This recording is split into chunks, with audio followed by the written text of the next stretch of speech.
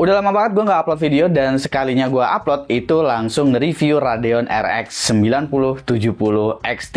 Ya karena kemarin memang gue lagi liburan aja sih, jadi gue memang nggak nyetok konten sama sekali. Tapi untungnya gue masih berkesempatan untuk tepat waktu mereview si Radeon RX 9070 XT.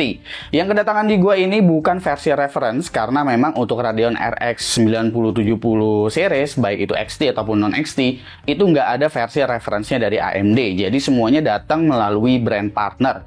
Dan yang kedatangan di gua ini ialah dari Sapphire dengan seri Pure mereka.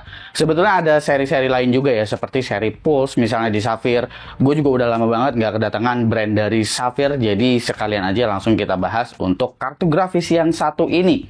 Kemarin juga udah sempat di launching sama AMD pada tanggal 28 Februari 2025. Yang mana secara mengejutkan AMD juga udah nge-reveal harga MSRP dalam USD untuk si Radeon RX 9070 ataupun RX 9070 XT. Nah, untuk RX 9070 XT sendiri itu dia ada di angka 600 US dollar, sementara untuk Radeon RX 9070 ada di angka 550 US dollar. Selisih hanya 50 US dollar aja antara 9070 polos dan juga 9070 XT. Secara spesifikasi sebetulnya nggak deket-deket banget antara si Radeon RX 9070 XT dan juga 9070 polosnya.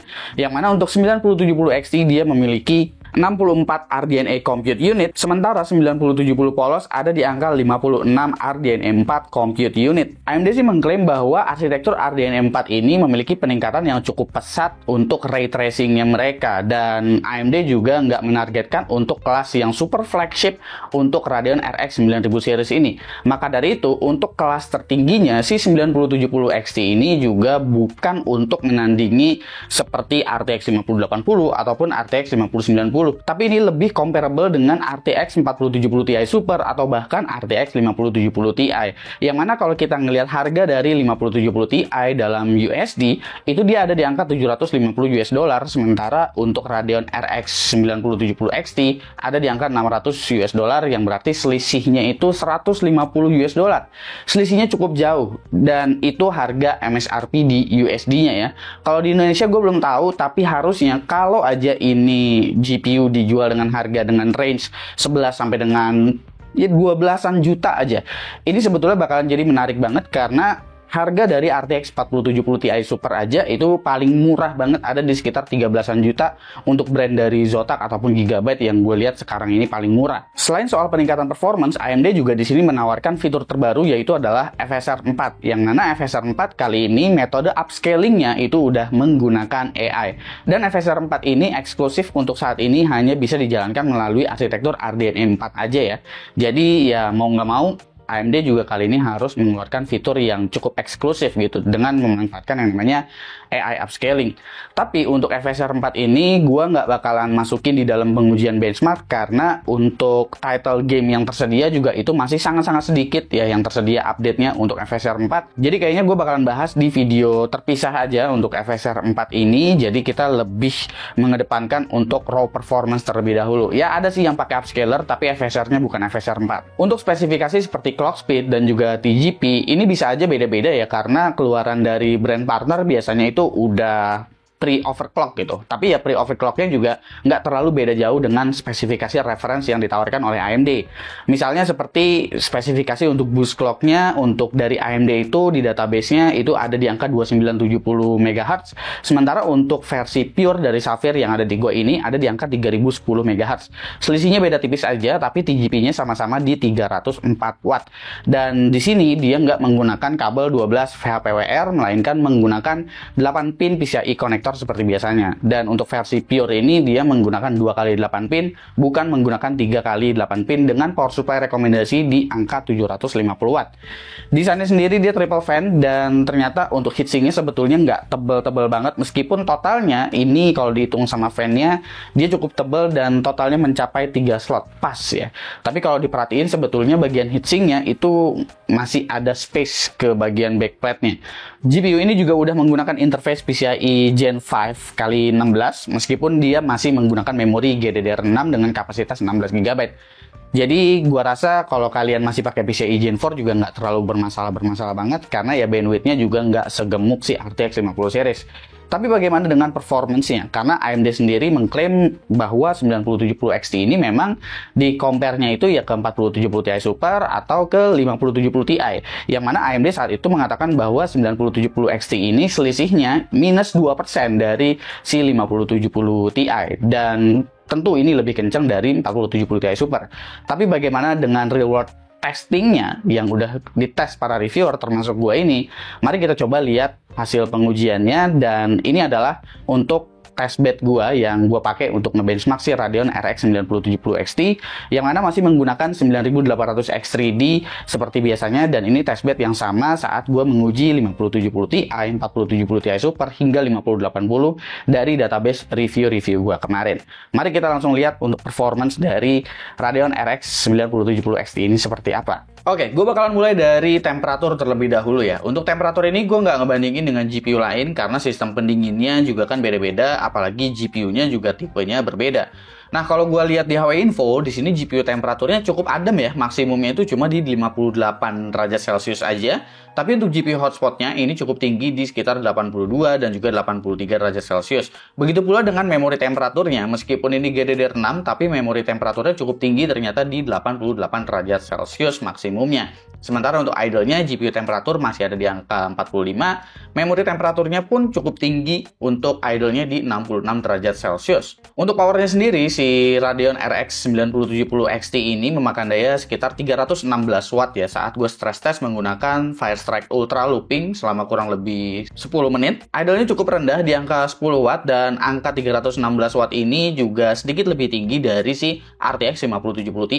Kalau performanya cukup identik, itu tandanya ya powernya juga kurang lebih mirip-mirip aja, karena sebenarnya TGP dari si 9070 XT ini ada di angka 304 watt juga. Lalu untuk pengujian benchmark sintetik yaitu di 3D Mark, baik itu Firestrike, TimeSpy Extreme, dan juga Port Royal atau Ray Tracing. Di sini untuk Firestrike Ultra dapat di angka 17.800-an untuk grafik score-nya. Angka ini cukup identik dengan RTX 4080 Super dan sedikit banget di bawah dari RTX 5070 Ti.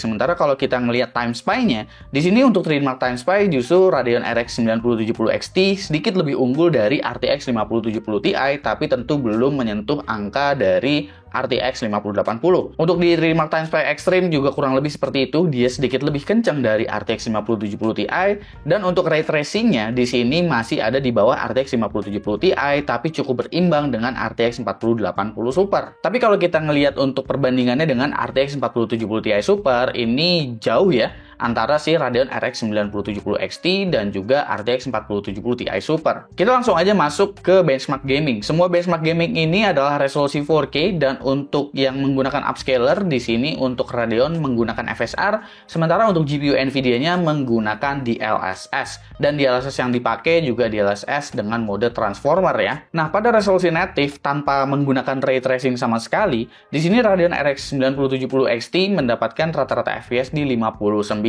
yang berarti ini sedikit lebih kenceng dari si RTX 5070 Ti. Tapi kalau misalkan kita mengaktifkan si ray tracing-nya, ini langsung dia bahkan bisa di bawah RTX 4070 Ti Super. Begitu pula jika kita nyalain upscaler, kalau kita pakai ray tracing, di sini Radeon RX 9070 XT-nya masih tetap di bawah RTX 5070 Ti, tapi udah cukup mendekati performance-nya dengan si RTX 4080 Super ataupun 4070 Ti Super. Selanjutnya ialah Hogwarts Legacy. Untuk Hogwarts Legacy ini pada resolusi native juga kurang lebih seperti itu. Jika kita nggak menggunakan ray tracing, rata-rata FPS-nya ini 74 dan lebih kencang sedikit dari RTX 5070 Ti. Tapi kalau kita mengaktifkan ray tracing tanpa menggunakan upscaler sama sekali, ini bahkan tetap lebih pelan dari RTX 5070 Ti, tapi tetap lebih kencang dari RTX 4070 Ti Super dan juga RTX 4080 Super. Ketika kita menggunakan upscaler seperti FSR dengan menggunakan ray tracing, di sini Radeon RX 9070 XT-nya masih bisa mengungguli si RTX 5070 Ti walaupun sedikit. Tapi kalau modenya diubah ke quality, performance-nya cukup berimbang dengan 5070 Ti. Game selanjutnya ialah Black Myth Wukong. Untuk game ini rata-rata ya semuanya untuk Radeon RX 9070 XT itu nggak bisa ngejar baik itu 4070 Ti Super atau bahkan RTX 5070 Ti. Jadi nggak menggunakan ray tracing tracing pun nggak ngejar untuk game yang satu ini. Apalagi kalau kita menggunakan ray tracing. Kita menggunakan FSR pada mode performance, quality, ataupun FSR 100 ya, seperti DLAA kalau di Nvidia, itu juga tetap nggak ngejar. Jadi jatuhnya bakalan berat banget untuk si Black Myth Wukong ini.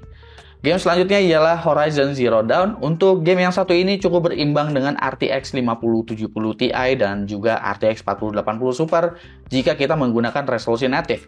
Kalau kita menggunakan FSR juga kurang lebih seperti itu, dia bakalan berimbang dengan RTX 4080 Super dan juga 5070 Ti. Jadi cuma unggul dengan RTX 4070 Ti Super aja. Ini kalau misalkan slide-nya agak kecepatan, kalian bisa pause aja ya untuk ngelihat chart-nya gitu. Takutnya chart yang gue bikin agak berantakan nih warnanya. Game selanjutnya adalah The Last of Us Part 1. Untuk game yang satu ini pada resolusi native, di sini Radeon RX 9070 XT sedikit lebih unggul dari RTX 4080 Super dan juga RTX 5070 Ti.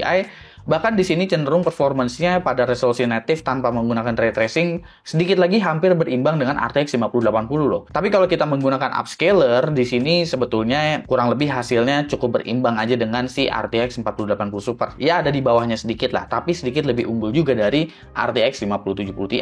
Lalu selanjutnya ialah Far Cry 6. Untuk game yang satu ini pada resolusi native, Radeon RX 9070 XT unggul sedikit ya dari RTX 5070 Ti dan juga RTX 4080 Super. Kayaknya satu-satunya di game ini aja bahkan yang mana jika kita menggunakan ray tracing itu performance-nya nggak begitu drop dan tetap lebih unggul dari 5070 Ti. Bahkan ketika kita menggunakan FSR, di sini kemampuannya bisa dibilang cukup berimbang, terutama jika kita menggunakan FSR performance. Di sini dia bisa mengimbangi RTX 5080. Tapi kalau FSR-nya diubah ke mode ultra quality, dia balik lagi tuh, jadinya nggak berimbang lagi dengan si 5080. Lalu Monster Hunter Wilds, di sini untuk Monster Hunter Wilds gua belum ngedata ulang untuk 5080 dan juga 4080 Super, jadi chartnya hanya dibandingin dengan 5070 Ti dan juga 4070 Ti Super. Di sini lebih kencang ya semuanya si 9070 XT, baik itu pada resolusi native menggunakan ray tracing, lalu dengan upscaler FSR itu juga sedikit lebih kencang dari 5070 Ti, dan untuk FSR quality dengan ray tracing juga sedikit lebih kencang dari si RTX 5070 Ti. Jika dibandingkan dengan RTX 5080 ini semua GPU-nya ya, di sini untuk Radeon RX 9070 XT 78% lebih pelan dari si RTX 5080. Di sini juga kalian bisa melihat bahwa selisih performance-nya itu kurang lebih sekitar 4% dari RTX 5070 Ti dan juga sekitar 3%-an dari RTX 4080 Super. Dan perbandingannya ini juga 7% lebih kencang dari RTX 4070 Ti Super. Nah, kalau kita ngelihat harga dari RTX 4070 Ti Super yang ada di angka 13 jutaan sekarang paling murahnya, ini akan ngebikin Radeon RX 9070 XT akan menarik jika harga yang ditawarkan memang sekitar 11 sampai dengan paling mentok 13 juta lah, atau berimbang harganya dengan 4070 Ti Super karena dia tetap menawarkan performance yang lebih tinggi dalam skenario gamingnya untuk si Radeon RX 9070 XT. Tapi bagaimana dengan kemampuan di skenario lainnya? Misalnya seperti AI. Untuk UL Prokion, ini Image Generation, Stable Diffusion, yang mana untuk AMD gue menggunakan DirectML, sementara untuk Nvidia-nya menggunakan TensorRT. Kemampuannya jauh banget dari Nvidia ya untuk image generation ini. Masih tertinggal. Bahkan untuk dibandingin dengan 4070 Ti Super pun, ini masih lebih pelan daripada 4070 Ti Super. Yang mana untuk Radeon RX 9070 XT mendapatkan skor di 2600 sekian, sementara 4070 Ti Super-nya aja udah nyentuh ke angka 3400-an. Tapi kalau kalian berencana untuk menggunakan LM Studio atau AI Text Generation, terutama kalau kalian pakai model DeepSeek R1 Llama 8B, di sini 9070 XT sebetulnya kencang. Di sini kemampuannya bahkan bisa mengimbangi RTX 5070 Ti karena mendapatkan token per second yang sama di angka 92 token per second. Sementara RTX 4070 Ti Super ada di angka 85 dan 4080 Super ada di angka 89 token per second. Dan untuk encoding video di sini yang gue masukin hanya DaVinci Resolve aja karena waktu yang terbatas dan gue baru ngetes ini doang. Dan kalau kalian lihat di sini, memang Radeon RX 9070 XT masih mendapatkan export time yang jauh lebih lambat ketimbang RTX 4070 Ti Super. Meskipun sebetulnya angka 175 detik untuk video durasi 13 menit ini udah termasuk kencang. Di sini gue menggunakannya itu encoder AV1-nya ya, bukan H264 ataupun H265. Kalau kita menggunakannya H264 seperti di Adobe Premiere, sebetulnya 9070 XT-nya udah cukup menjanjikan karena ini udah sedikit lebih kencang dari RTX 4070 Ti Super. super. Jadi ya sebetulnya ini encoder AV1-nya aja yang masih memang belum sekenceng si Nvidia, terutama RTX 50 series yang memang improvementnya sangat-sangat besar untuk di encodernya saat ini. Cukup mengejutkan ya, bahwa klaim dari AMD itu memang nggak terlalu neko-neko gitu. Minus 2% melalui data mereka dan melalui data gua dengan perhitungan yang udah gua buat. Datanya minus 4% dari RTX 5070 Ti. Tapi meskipun ini sedikit lebih rendah 4% dari si RTX 5070 Ti, selisih harganya memang terpaut jauh ya. Dan gua harap di Indonesia ini marketnya cukup beres untuk Radeon 9070 XT, sehingga bisa menjadi alternatif yang cukup menarik untuk dipilih para gamer terutama. Karena untuk kemampuan gamingnya sendiri, ini udah sangat-sangat kompetitif, bahkan jika kita bandingkan dengan si RTX 5070 Ti atau bahkan 4070 Ti Super pun bisa dilewatin dengan mudah dengan si Radeon RX 9070 XT ini. Kalau aja memang GPU ini betul dijual dengan harga sekitar 11 sampai dengan 12 jutaan atau paling mahal di 13 juta rupiah, ini masih menjadi pilihan yang sangat-sangat baik. Tapi seharusnya ya ini nggak akan sampai 13 juta. Gua harapnya sih seperti itu. Kalau misalkan ternyata distinya atau tokonya ngegoreng-goreng harganya dan harganya justru jadi mepet ke RTX 5070 Ti atau 4080 Super gitu ya, tentu ya orang akan otomatis beralihnya ke Nvidia karena dukungan-dukungan di skenario lainnya itu lebih terjamin lah istilahnya, seperti untuk AI misalnya, untuk encoding video misalnya, untuk Blender bahkan gitu. Tapi kalau memang mau rakit PC-nya buat gaming only dan AMD menawarkan harga yang lebih murah, performance per dolar dari si Radeon RX 9070 XT ini patut dipertimbangkan. Jadi ya ini masih bisa menjadi alternatif yang cukup baik apabila memang harganya betul-betul beres di Indonesia terutama. Menurut kalian gimana untuk Radeon 9070 XT? Silahkan komen di bawah dan kasih pendapat kalian masing-masing. Jangan lupa subscribe, gue Subki, dan seperti biasa sampai jumpa di lain kesempatan.